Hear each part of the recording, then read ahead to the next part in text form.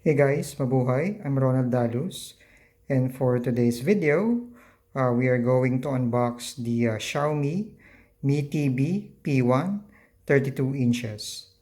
And just to let you know, I was able to buy this sa mistoreph.com, and the price is 10,990 pesos. Pero actually, nabili ko lang siya for around 8,990 pesos kasi nagkaroon sila ng pre-order noong September 27, 2021 up to September 29. So bali yung mga nag-pre-order, meron silang tinatawag na early bird discount na around 2,000 pesos. At meron din siyang kasama na free item which is the sound bar. Pero makukuha mo pa siya after mga 2 weeks. Bali to follow na siya eh. So bali itong TV na to comes with 4 sizes. So meron siyang 32 inches which ito yung meron tayo ngayon. And meron din siyang 43 inches, 50 inches at saka 55 inches. So without further ado, before natin to i-open, so as you can see, meron pa siyang bubble wrap. So yun siya. And then meron pa siyang nakalagay na sticker. Nakalagay fragile. Actually itong TV na to, pinikap ko to sa SM North EDSA Annex. Kasi nung nag-pre-order ako, hindi sila nag-offer ng, ng delivery eh. Pick up lang talaga. So, mamimili ka kung anong branch mo siya gustong pick upin. Pero yung mga umorder sa Lazada at saka sa Shopee, sila may option na makapag-deliver. Kasi alam ko medyo late nang nag-open yung pre-order yata sa Lazada at saka sa Shopee. Pero yung mga nag-pre-order nito sa Mi Store, ph.com at saka sa mismong store branches, so pick up lang talaga yung way para makuha mo yung TV. So bali ito nila siya guys. So kakatapos ko lang tanggalin yung bubble wrap. So before natin siyang i-unbox, check muna natin yung mismong box nitong TV. So as you can see here sa harap, so yun nakalagay sa kanya Mi TV P series. So yan yung size niya, 32 inches. So dito sa baba, makita natin yung resolution niya is 1366 by 768. So bali, ano lang siya, no? Parang HD plus lang siya. So hindi po siya full HD. So yan, nakalagay dyan Google Assistant, Android TV, Chromecast built-in, Netflix, Google Play, YouTube, Dolby Audio, yan, Prime Video, DTS HD. So yan yung sa harap. So sa ibabaw. So may mga instruction dito, no? So yan, open the card box, take out the TV parts, follow the diagram to take out the TV. So yan, may mga nakalagay pa dyan. So yan yung mga huwag dapat gawin. So yan siya. And then sa side, so ito yung sa side. So yan, I think this is the product code. Yan siya. So may sticker dyan. Yan sa kabilang side naman. So pasensya na kayo guys kung medyo shaky yung video. So yan siya. Nakalagay dyan Dolby Audio, DTS HD, DTS Virtual, so HDMI, yung logo ng HDMI. So yun yung sa harap. So tingnan naman natin yung sa likod ng box. So bali ito naman yung itsura sa likod ng box. So yun siya. So may malaking word na Mi TV. Tapos yung size ulit na 32 inch P1. So dito meron siyang thank you note from Xiaomi. So ayun siya. So let's go ahead at i-open na natin tong box. So, kakatapos ko lang i-open yung ibabaw ng box. So, ayan siya. So, dito merong parang instruction dito, no? Yung correct way ng pag-handle ng TV. So, ayan siya. And then, I guess, ito na yata yung mga kasama dun sa package. So, check natin to. So, I believe this is yung TV stand. So, tabi natin to. So, tatanggalin natin to. And then, okay, same. Ito yung TV stand. And before ko nga pala tanggalin yung TV dun sa box, so ipakita ko lang ulit yung mga kasama dun sa package. So, start tayo dito. So, ito yung TV stand. So, yun siya. Plastic po yung material na ginamit sa TV stand. So, yan, dalawa siya. So, mamaya kakabit natin to. And then, meron din siya dito power cord. Kagaya na nabanggit ko kanina. So, dalawang power cord yung pinrovide nila which is really nice. So, ito pa yung isang power cord na kasama. And then, meron din siyang kasamang screw. I believe ito siguro yung sa TV stand. Screw sa TV stand. So, apat siya. And then, ito yung kasama siya dito. I think this is the, sorry. So, warranty notice. Parang warranty guide siya. So, yun siya. And then, ito naman yung, I think this is the quick start guide. So, yun yung way on how to assemble the TV. So, yun siya. So, yun yung mga saksakan niya sa likod o yung mga inputs. So, may AV input siya, network, HDMI. Yan. Earphone out. So, yun siya. So, dalawang HDMI pala siya. So, may USB 2.0 siya. Yan, antenna. So, ito yung specs niya. So, napansin ko lang din, no? Yung RAM niya is 1.5 GB. Yung RAM niya. And then, meron siyang flash storage na 8 GB. So, yun yung specs niya. And then, ito naman yung remote. So, ito, very simple lang yung design. So, maganda rin yung remote niya, no? Fairness.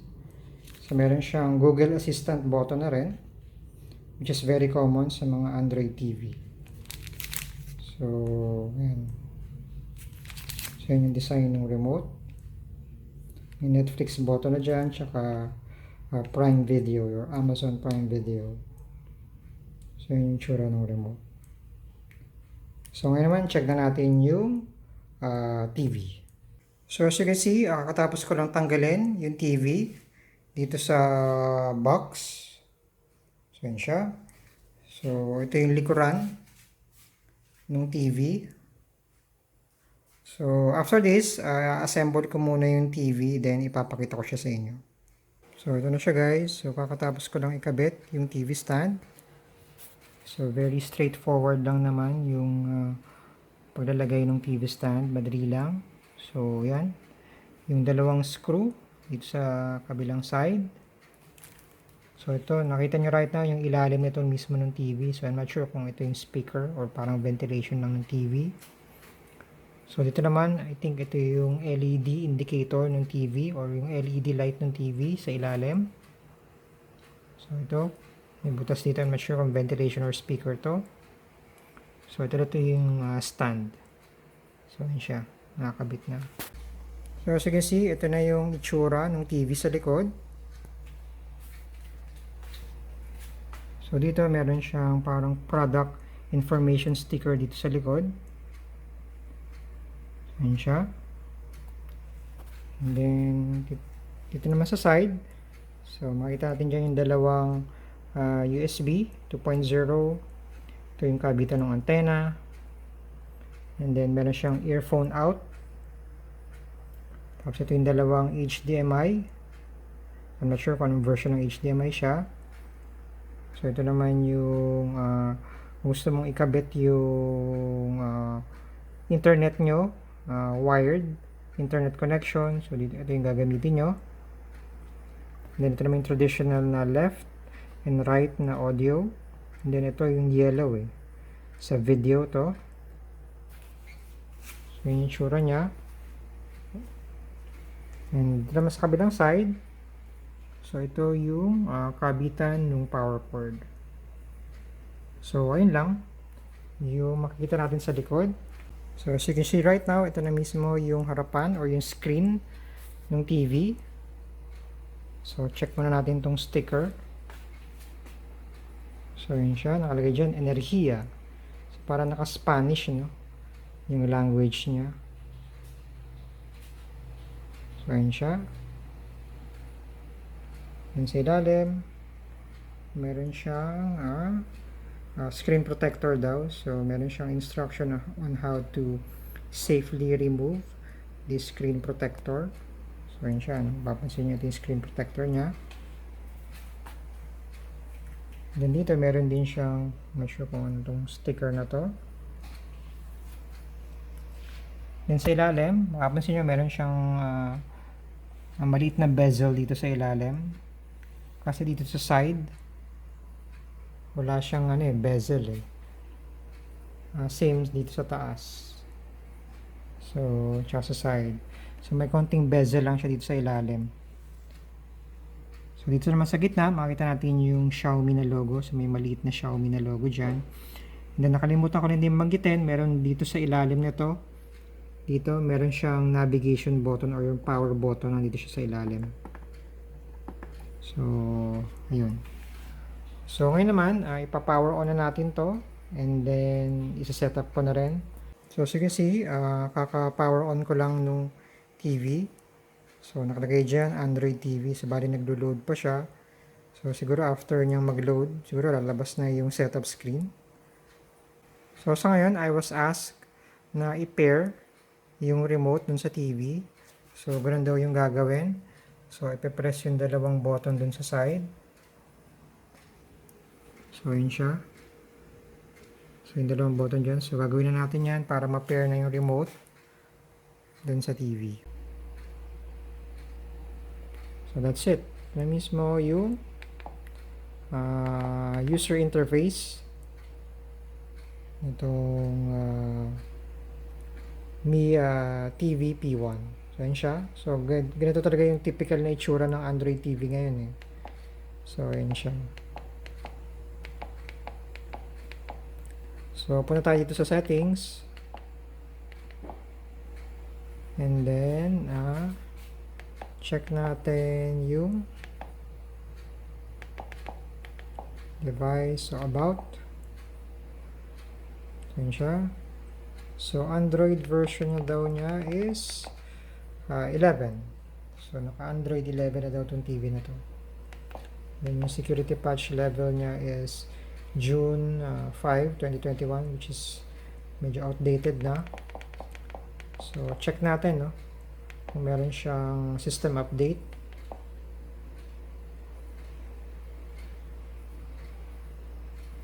So, nakalagay dyan, your system is up to date. So, yun daw, naka-up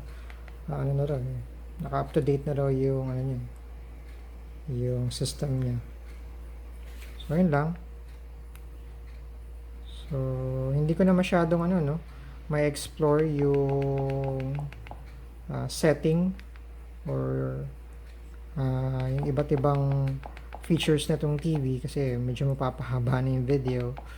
So, sa storage naman, so meron na lang siyang 4.3 GB out of the box na remaining. So, ayun siya. So, just to give you an overview kung ano yung tsura nung Google Play Store sa Android TV. So, yan po yung tsura niya. So, yun, may mga recommended na app siya, which is Spotify, Netflix, yan, YouTube Kids. So, ito yung pinakasikat na VLC for Android. So, isa to sa mga sikat na VLC player for Android, for Windows, tsaka for iOS. So, yun siya. So, sa mga games naman, ito yung mga games na compatible for Android TV. So, yan, Badlands, yan, Bomber Friends, Dead Trigger, Asphalt, Airborne, Crossy Road, yan, Beach Buggy Racing. So, actually, hindi ko pa na-try, no? Maglaro ng game sa Android TV. Siguro, kailangan siguro na external controller dito, no? Para malaro mo siya. Kasi I'm not sure kung magagamit mo tong remote, no? Para malaro yung mga games na yun. So, dito tayo. So, as you can see, ito yung mga games na compatible for Android TV. So, right now, we are testing the video quality or yung picture quality nitong TV. And based naman sa nakikita ko, I can say that this TV has a good picture quality. Pero syempre, kung i-compare mo sa 4K TV or Full HD TV, so syempre mas malinaw talaga yung mga images na makikita mo doon. And in terms naman sa color, okay din naman yung color niya, maganda rin naman kasi vibrant din yung color nitong TV na to.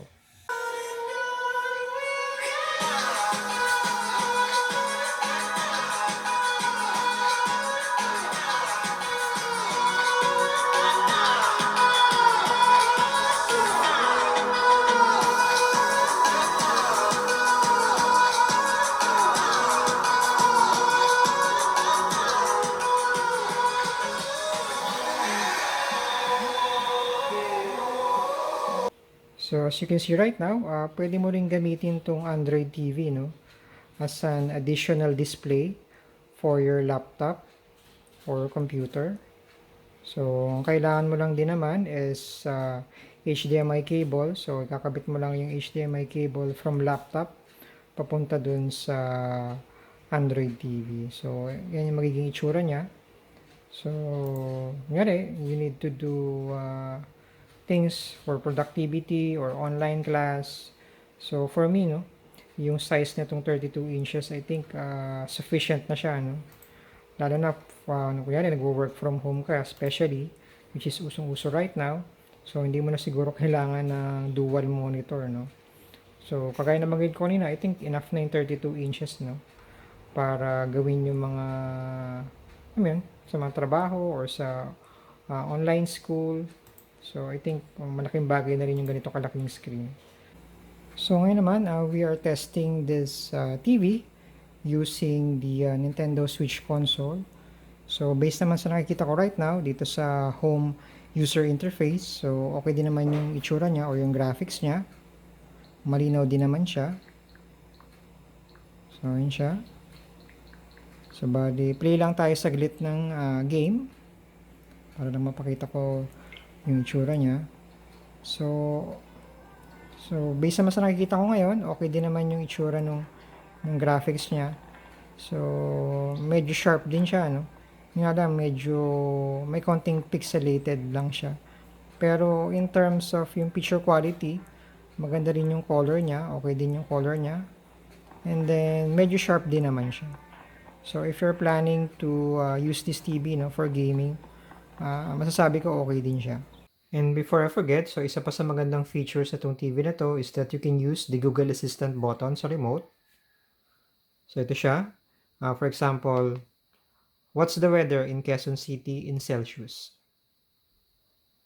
Currently in Quezon City, Philippines, it's 29 degrees Celsius and cloudy. And you can also ask the Google Assistant to open an app. Open Spotify. Opening Spotify.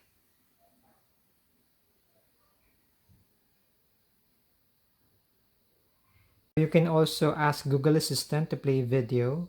No. Play Dynamite by BTS on YouTube. So, yun siya. So, antayin lang natin. So, naglo-load pa siya. So, yun siya. So, nagpe-play na siya. So, which is very nice and very convenient. So, again, if you're also interested to buy this TV, bale, leave ko na lang sa description below kung saan ko siya nabili at kung magkano. Anyways, I hope you like this video. Thank you for watching. Stay safe and have a good one.